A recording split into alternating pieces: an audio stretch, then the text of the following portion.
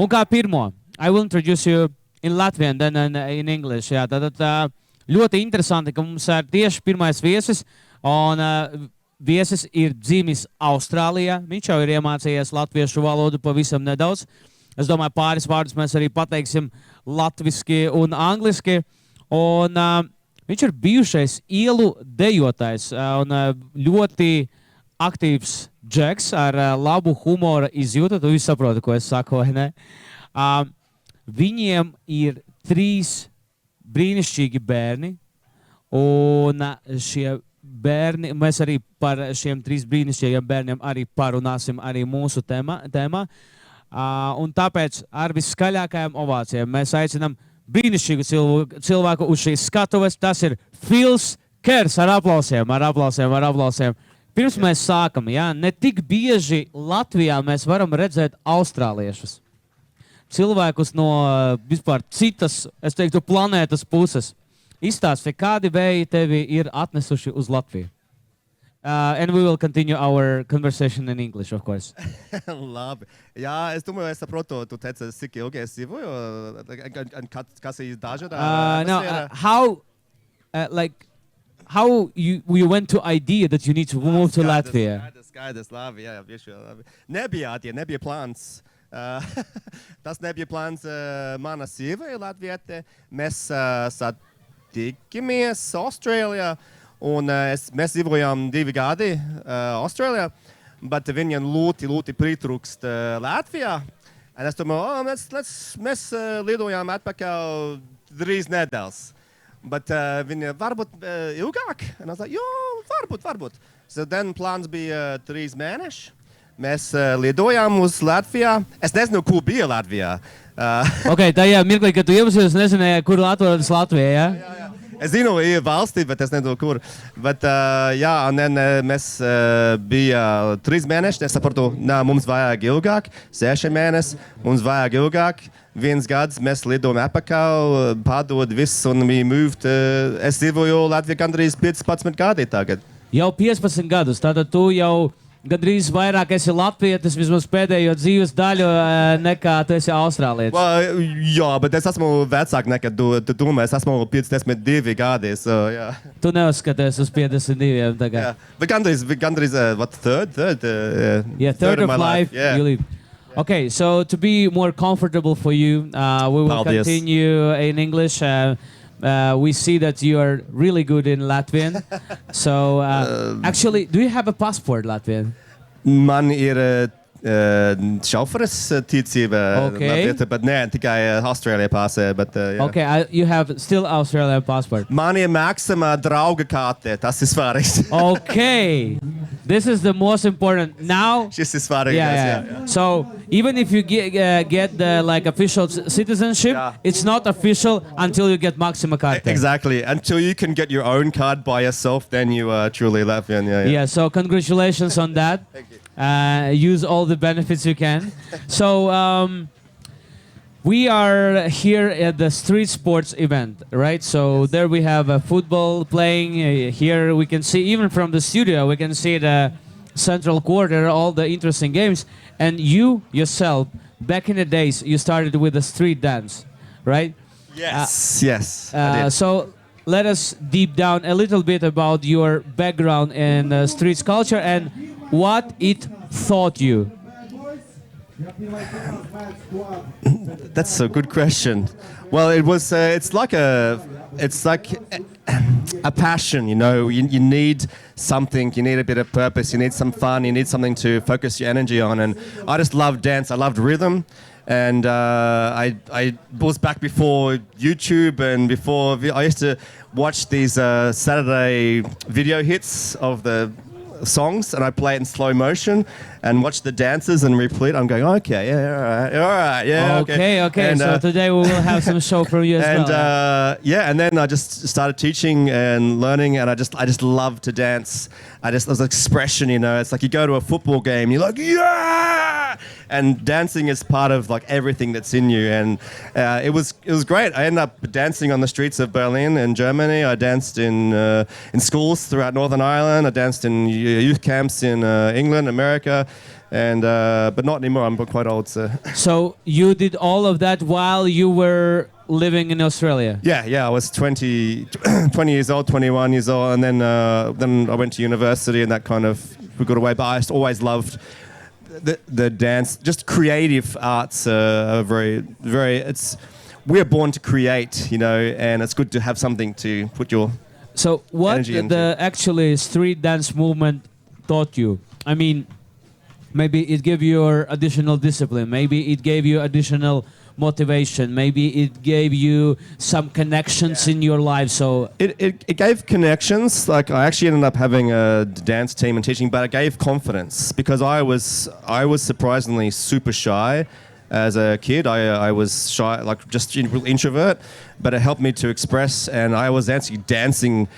I mean, by the age of 21, I danced in front of crowds of 1,000 odd people, and I was terrified, but it builds your confidence in who you are, and I think that's a journey everyone has to do, is learn to know who you are and accept yourself, because I think we are our own worst critics. So that, I think it helped a lot in confidence, definitely, in believing in yourself, yeah.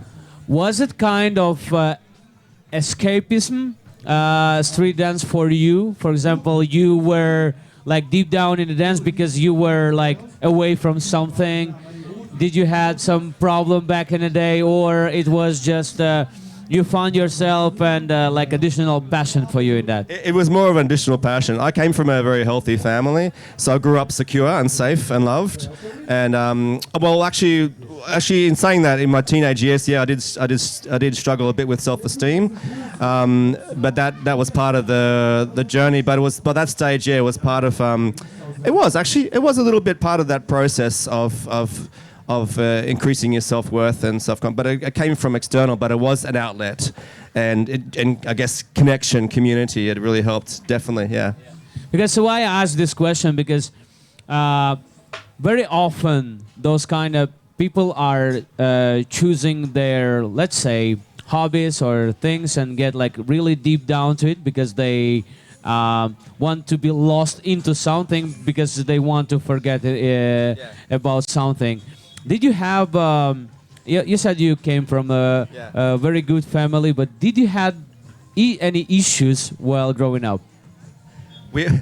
We all have issues growing up, but mine were mine were quite mild. I had like I said, a very healthy, stable family. But I think for me, the dance was more about how can I use that to help others. It wasn't more of an internal escape, but I saw that as a way to reach others and to reach youth. Actually, I had a dream. I was like, man, if I could get around.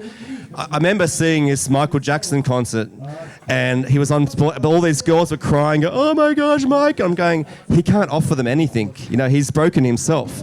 And I just thought, man, if I could get on stage and show people like there's like a sense of purpose, like a way, a hope, I thought it's a great way to influence and impact people. And I was doing a lot of dancing in churches and youth camps, and it really actually made a difference because people were like, wow, it actually connected with the youth, and that was really fantastic, yeah. When I asked you about the street dance, you said me with the big eyes, you said, oh, that was really long time ago, right? Yeah, so, yes, yeah. How did your journey ended, and like what ended it? Maybe moving to Latvia ended it, I don't know. No, it was a old age. It was 30 years ago, but I had different plans. I ended up going to university when I was 25, and I sort of realised I couldn't do this forever. It wasn't income anyway; it was just passion. But I still work in creative ways. I actually, surprisingly, I do like comedy. I love doing fun things, and so it's there's still that passion. I still love dancing. I just can't do it as much as I used to. I play guitar, I sing, so I love doing all these things. Yeah. So you are a very, very creative person, and yes, do you have a guitar with you? I do not have a guitar with me. Yeah, I would love to. Maybe we could like arrange some concert today. Yeah. I could, but no, I don't. Okay, let's move to the next chapter of your life, because now you have beautiful family of 3 kids. Yes. But it's something special about your family, because you took those children from Kerrs. Yes. And I think from my point of view, like even I don't know you, I'm sure that it taught you a lot of things. You learned a lot of things. So if it's not too sensitive for you, why you chose this way, and then we continue from there. Yeah, so it's a journey, and we're still learning. It's still a journey. But for me personally, like, again, I can't speak on behalf of my wife, but I know for me personally, the idea of giving love to those that really need it was greater than the desire for having my own children. I thought there's a need, and we just sort of kept getting connections with people in adoptive worlds, and we just knew this was the right thing for us. It's not for everyone. Not everyone should do it, but for us, it was like this is a real need, and we wanna impact some lives. If people choose to do that, from which age it allowed to take kids from care, and because you already know much more than average people. So our journey was a bit different because we got 3 kids and we got them at the age of 6, 10 and 13 years old. So there's already a journey. Most people want babies because it's easier. There's less trauma. There's less. There's more you can impart and sculpt from an early age. But you can look from the age of adoption is I guess from, I'm not sure how old, but from babies all the way up to 18. But most families stay clear of the teenagers because they're the most work. But then there's also the greatest need there as well. But I know in Latvia now there's a better program. If you want to decide to adopt or become a foster parent, then you have to go through specific training, and it really helps. It helps you understand how trauma impacts the brain, how it impacts development, and gives you a toolkit of how to work with kids with trauma. So So you said your kids are now 6. My kids are now 15, 18 and 21. Okay, you started from 6. Okay, so 15, 18 and 21. And 21. Yes. So you got all, let's say, cards in the deck. So you started from the kids until the teenager, and now you went with all of them through those, let's say, crazy teenager years. Yeah. And so one of the main questions here, what I wanted to ask, how to become authority for them. So is there any, let's say, maybe you can mention 3 points what you need to do to become authority, because we see like a lot of parents here. Yes. Mums ir ļoti daudz bērnu vecāku un ļoti daudzi bērnu vecāki, šie bērni šobrīd ir tieši tīņu vecumā. A lot of them are right now in the teenage years. Yes. Yeah. So can you comment on that? Yeah, so the teenage years are hard because it moves away from getting your sense of worth from your parents to your peers and teens, and you are becoming your own person, and then it's like a switch goes on in your brain, and then it's amazing. But one thing I'd very clearly say is that the main job of any parent is to love on your kids, but provide them a place of safety and security. And if a child has at least one safe, stable parent, they will improve and they will change. But the biggest thing you can give your kids is time. That's a valuable resource because you can't have correction without connection. So the main thing is to connect with your children. Make sure you have that time. Make sure they know they are safe, they are loved. Give them a voice as a second thing. A lot of kids come from broken homes and they don't have the ability to speak. They can't share their story. They can't share what they're going with. So it's so important to sit and listen and let them have their voice. But I think connection, sorry, I'm interrupting you. Connection is the main thing that you need to have with your kids, and that means taking time. It's a sacrifice, but I would say that's the main thing is we all crave it. Every single one of us needs connection, and we're all created for connection. And you can't have correction without connection. The biggest thing you can have with your kids is time, because they all grow up and they move away, and you've got this small window to impart and impact their life to get them ready for adulthood. Yeah. In your case, it's even smaller window, yes. By the way. Yes. So now it's like already 7 years past, right? Yeah, 7, 8 years. Yeah. How do you value? How do you feel this, especially from the older? Because the older kids become, Yes. the closer there is a different waves and path. But let's say after 25 or after 20, they like slowly start to become closer and even closer, and they start to understand what this parent care, especially when they become themselves or they started to think about their families and becoming, they start to even more value that, because before that they took it for granted. Absolutely, right? Yeah. So how do you rate, let's say, your success or it's not success? How do you feel it? How do you feel right now?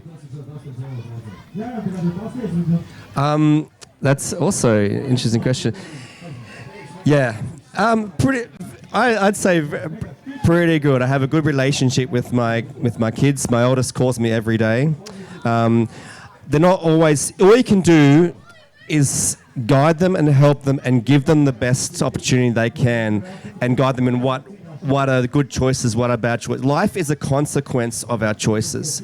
Whether they're good choices or bad choices, there's a consequence.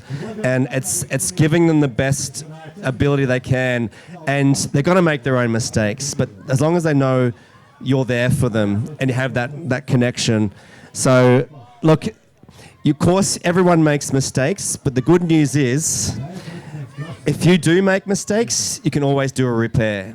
And they say psychologically the repair is better than if it never happened, because you're teaching them how to regulate themselves, how to heal, how to ask for forgiveness, how to go about it. So I think it's being honest with each other, but being there and having, I said, that connection. But yeah, my oldest is being an adult and he's doing quite well considering. And I think, like, I've had a really good foundation, and not everyone has the same foundation, so they're not going to do as well, but they do as well as what they can, and I think that's the key. And celebrate the wins. Make sure you're there for them. But yeah, no, I love my family very much, and I'm very grateful for who they are and for my children and for my wife. So yeah, I'm very happy.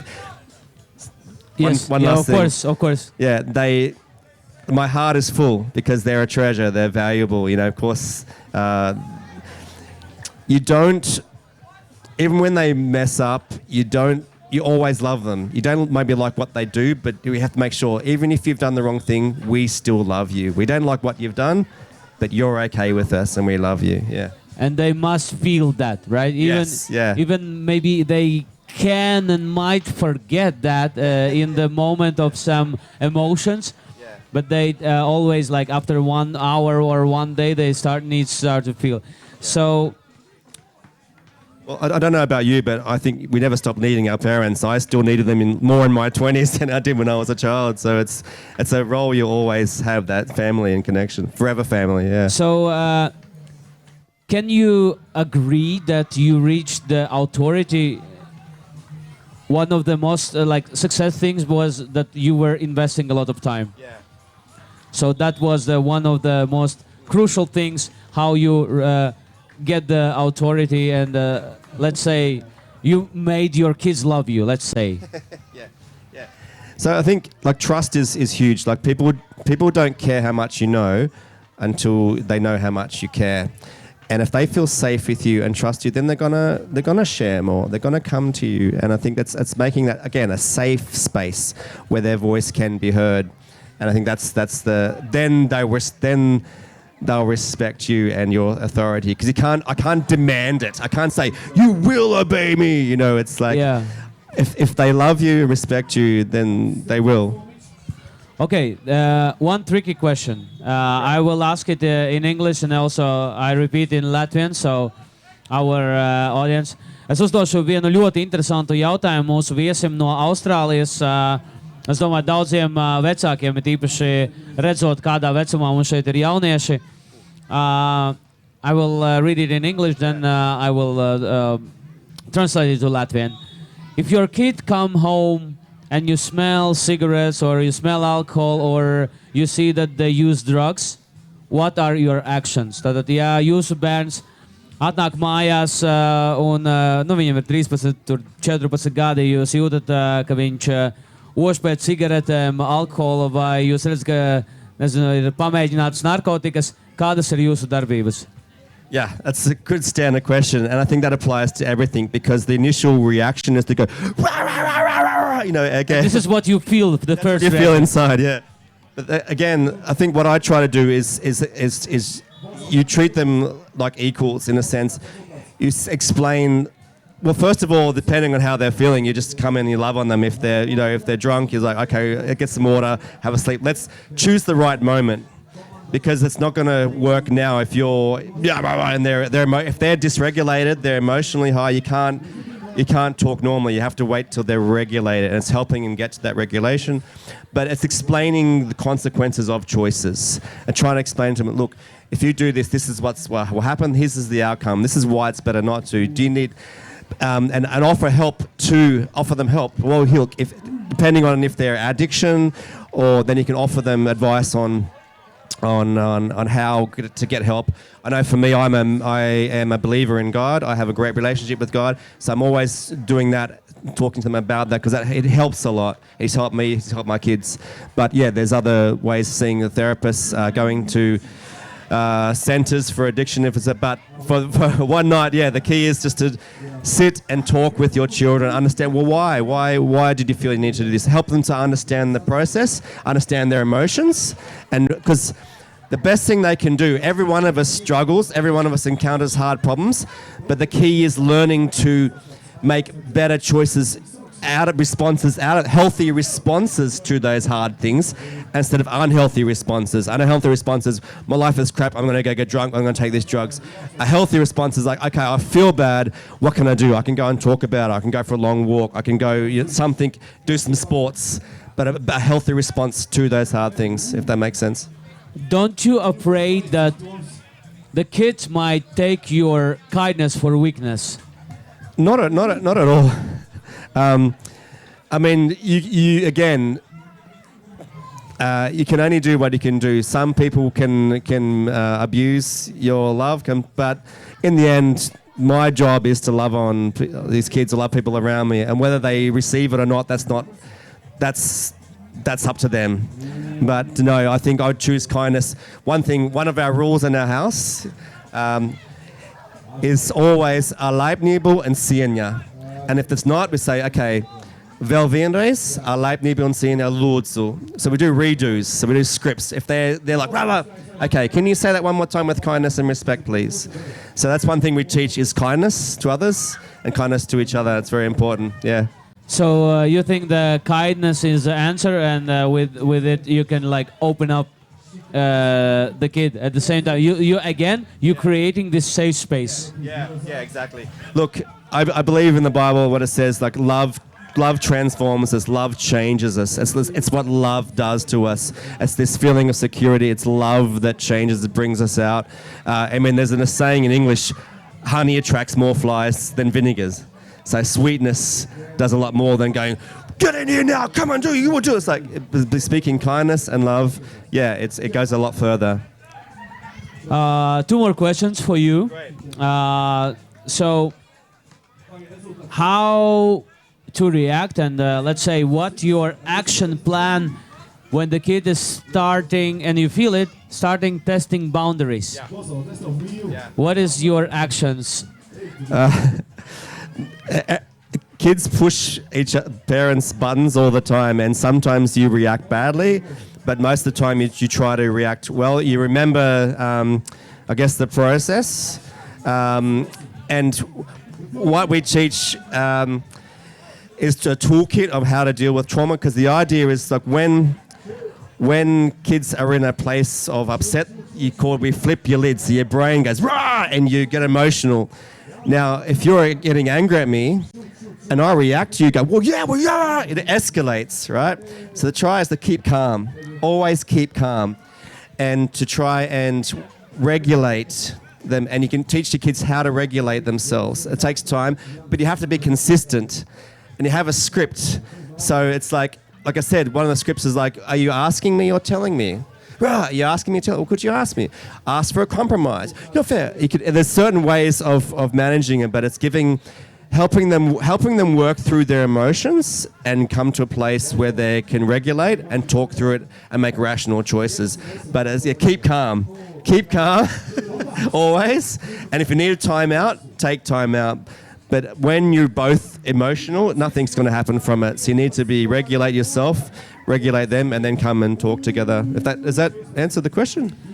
Yeah, you answered definitely. And I think there is, of course, there is no one right and correct question, and we can talk about this minutes and hours and everything.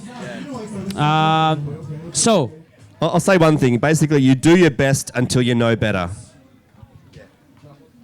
All right. Do your best until you know better. So, let's say this is your way. You try to all the problems, all those things you try to level down, right? So you always this doesn't matter which kind of conversation it is, you try to level it down and then to regulate and not go somewhere when you might not be disappointed, but when you cannot forgive you after it. Yeah. Well, forgiveness is a huge thing, and unforgiveness is like drinking poison and expecting the other person to get impacted by it. It's so important to forgive, because we don't forgive because others deserve it. We forgive because we deserve peace. And when we don't forgive, we carry around this bitterness, resentment, anger, and it's just when we forgive, we let go.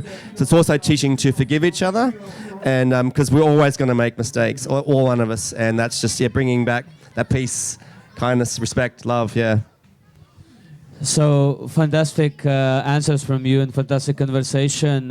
Thank you very much for You're welcome. What I heard from it, and what I was super happy. I didn't want it to focus too much on that. And as I see, your family is not different. Your family is regular, beautiful family. And I hope you all, of course we talked, there was a struggle, there is something, but in the end, things that you told me, there is no feeling that it should be and could be something different. And I mean it in a good way. So, and my conclusion, at least after our conversation, that with the right mindset of the parent, we will have even better and more beautiful souls and people and for the next generations. 100%. And the change starts here, always, yeah. And it always starts from parents. Yes, definitely, 100%. Okay, Phil, thank you very much for today's conversation. You're welcome. It was amazing to have you. Aplausus uztaisam. Let's make some noise for Phil. Phil, tu esi pirmo reizi Krāslavā? Jā. No, šis ir otru reizi es biju šeit. Tu esi otru reizi? Jā. Kāpēc tu šeit biji pirmo reizi? Bija atvaļinājums, bija ezera ar sapstena, paddleboarding, peldēšana, pirts, protams, Šrilankā, garšīgi. 3 lietas, ar kuras tev asociējas, vai kāpēc tev patīk Latgalē? Ar ko Latgalē? Jā, jo tu nāc no Austrālijas. Austrālija ir nenormāli bagāta valsts, nerunāju par naudu, jo tur ir kalni, tur ir tūkstneši, tur ir ūdenskritumi, tur ir plūdmale, tur ir purvi, tur ir... Austrālija tāda sajūta ir viss, vai ne? Un Latvija tādā ziņā, mums augstākais kalns ir tur 300 metri, ka tu nevar nosaukt to par kalnu. Bet tomēr, mēs latvieši, mēs ļoti mīlam Latgali. Latgali priekš mums ir īpaša vieta sirdī.